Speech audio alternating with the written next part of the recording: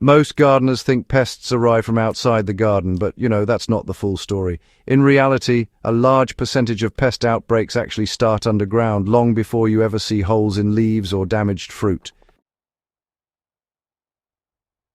I've seen it repeatedly in backyard gardens and even in controlled container systems. Soil that looks healthy on the surface but is biologically unbalanced underneath becomes a magnet for pests. The mistake is overtidiness combined with poor organic breakdown. When soil lacks slow-decaying organic structure, it becomes unstable. Pests don't just attack random plants.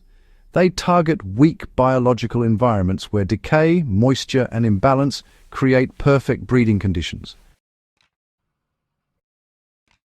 And this is where an old, almost forgotten method comes in: burying wood sticks in the soil.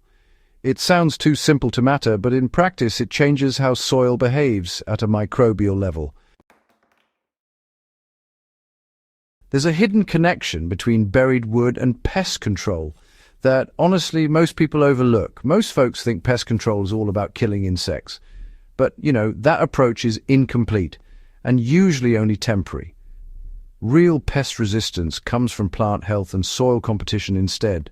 When wood decomposes underground, it creates a slow, steady food source for fungi. These fungi end up competing with harmful organisms like nematodes and root-feeding larvae. Over time, this competition reduces pest dominance without the need for chemicals. Even more important, plants growing in fungal-balanced soil develop stronger cell structures and much better immune responses. This is why, if you look around, you'll often see healthier crops in older forests or natural ecosystems where decaying wood is abundant. In my own garden, I noticed something interesting after several months. Plants grown near buried wood zones had thicker stems, fewer early pest signs, and more stable growth during temperature swings. That stability, really, is what most gardeners miss when they focus only on fertilizers. Why does most modern pest control advice fail gardeners? Well, a lot of it focuses on sprays, traps, or quick fixes. The problem is those solutions treat symptoms, not systems. If your soil is biologically weak, pests will just keep coming back no matter how many treatments you apply. I've seen gardeners spend entire seasons rotating pesticides while, all the while, their soil structure slowly collapses underneath them. What buried wood does is shift the foundation. Instead of always reacting to pests, you actually reduce the conditions that allow them to thrive in the first place. This isn't instant gardening. It's what I'd call structural gardening. And honestly, it only works if you're consistent enough to let those decomposition cycles actually happen. When should you not use this method? Well, this is important because not every soil benefits from buried wood right away. If your soil is already extremely nitrogen deficient, adding fresh wood too aggressively can slow plant growth early on. That's why placement and timing really matter. Personally, I introduce buried wood at least 2 to 3 weeks before planting in new beds. In established beds, I add it gradually in sections instead of all at once. If you rush it, you disrupt balance, but if you time it correctly, you build resilience. So what changes after a full season of this method? The most noticeable change isn't just pest reduction, it's consistency. Plants stop experiencing those random stress cycles. Growth becomes smoother, watering is more efficient, and the soil holds its structure longer without collapsing or compacting. In high-pressure garden environments, especially those small urban plots, this stability is what really determines long-term success. You don't just get fewer pests, you get plants that don't attract them as easily in the first place.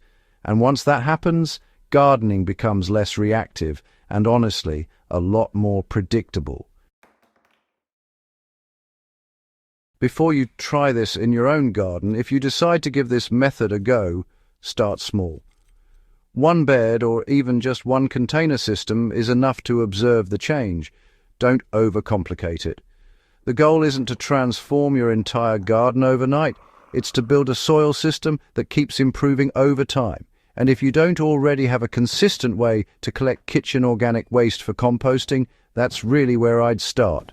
The compost bin I mentioned earlier is what I personally use to keep my inputs clean and organized. And I'll leave the link in the description if you want to check it out, because honestly, what goes into your soil determines everything that comes out of it later. Just a few closing thoughts for serious gardeners. At the end of the day, pest control isn't just about fighting insects, it's about shaping the environment those insects live in.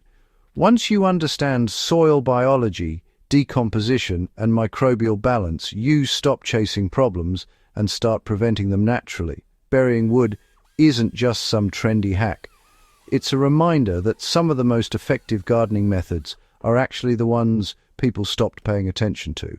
If this approach made sense to you, subscribe to FamLogic for more practical, experience-based gardening methods that focus on real soil systems rather than surface-level fixes. And, share this with someone who's still relying on sprays to solve soil problems, because in most cases, the real solution is already underground.